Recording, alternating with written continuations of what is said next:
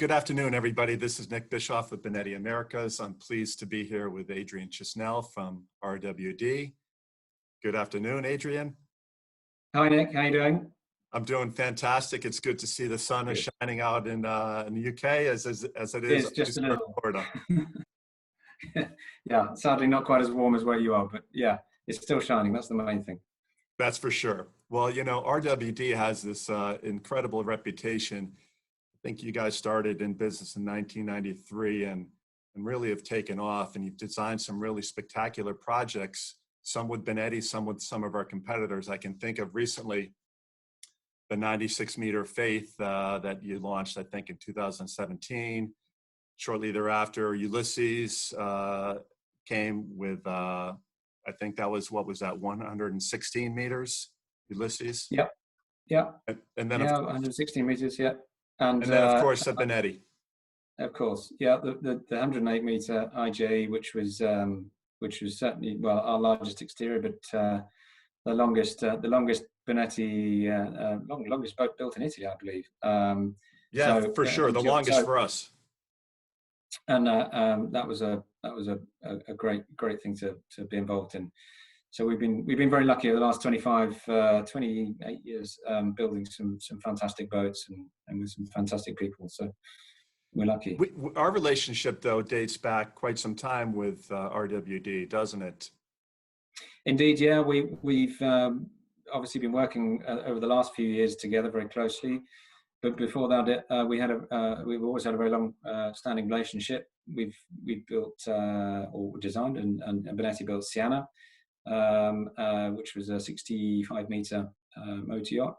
Natalie, which is pretty well known.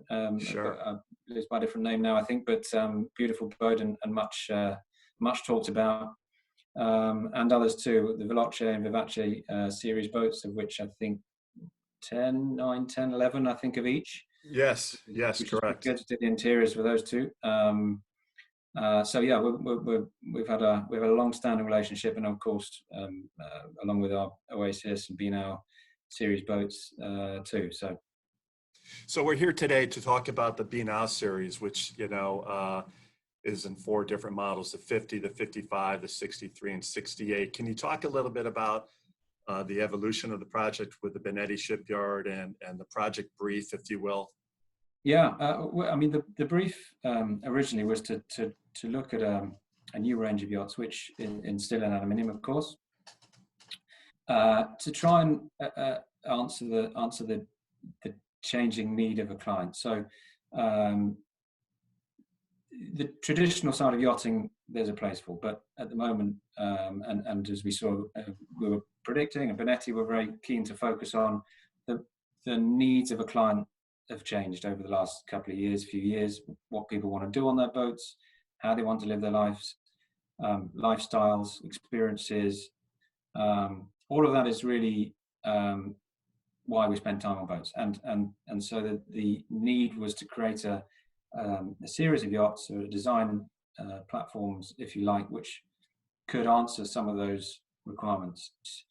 They are purely targeted at a client who's probably seeing the value in lifestyle experiences. Quite frankly, at the moment, seeing a really strong push towards people understanding that, particularly at the moment, with everything that's going on in the world, life is way more precious than we probably ever gave it credit for.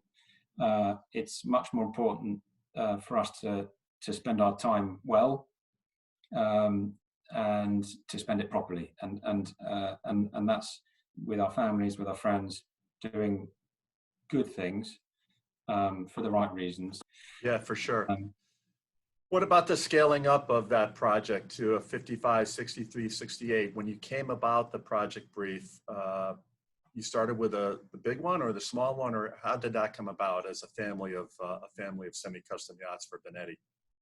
I think it started off with more of an architecture and an understanding of how we wanted to spend time on board. I think the key features of indoor-outdoor living, indoor-outdoor space, discrete service, but not necessarily completely separate service.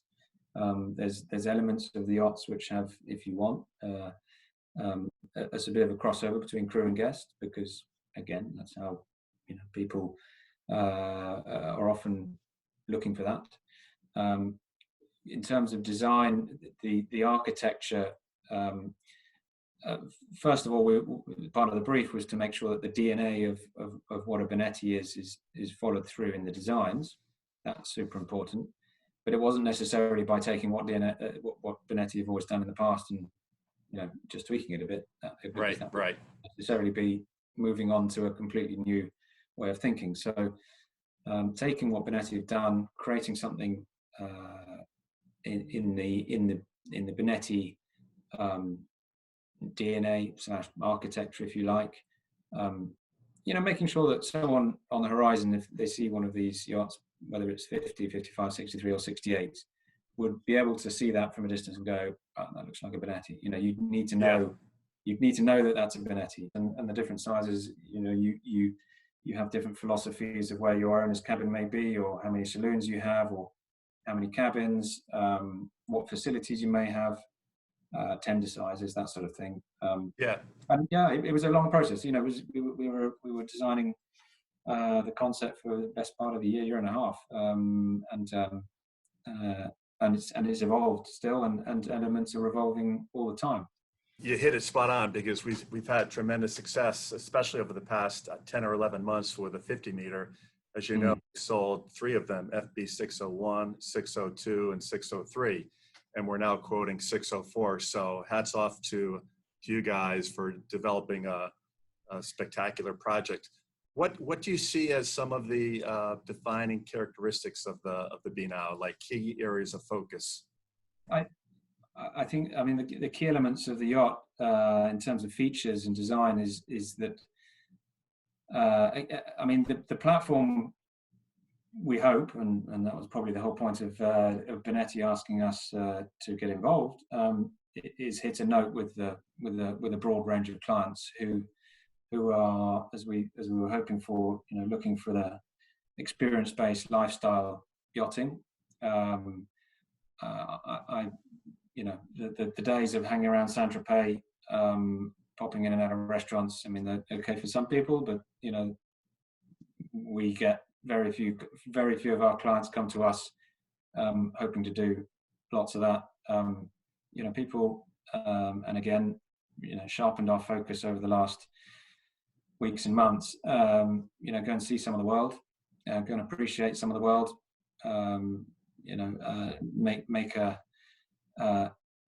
Make some time for your family, and I think we hope the B.NOW designs reflect some of that, and I think that's whether it's making sure we've got really good tender stowage, for toys and gear and stuff to go exploring with, whether it's space to spend time in and out, appreciate the views, the full height glass, whether it's making sure that you've got different areas for different activities. People can spend time in the water. You've got a beach club, for using as a gym or whatever you want to do. You've got areas to sunbathe, areas to just sit and see what's around you. And lots of different boats do that in different ways. But we're hoping that the B.NOW has that package, and a bit of everything for everyone. I think it's interesting from my perspective, looking at Oasis and B.NOW. They were huge departures for Benetti. The Oasis, as took a little while to take hold. We sold the first one, and then bam, 2, 3, 4, 5, 6, and 7 sold all within the past 11 months. Same thing with the B.NOW 50. It took a while to break the ice. Then we sold the second and the third, and now we have many ongoing negotiations with number 4. Why do you think there was such a lag time in Benetti taking off with these projects? I think there's probably 2 reasons. I think the first, and more for Oasis than B.NOW, but I think there was a need amongst the design team, amongst Benetti, between us, to make sure that what we brought to market was absolutely right.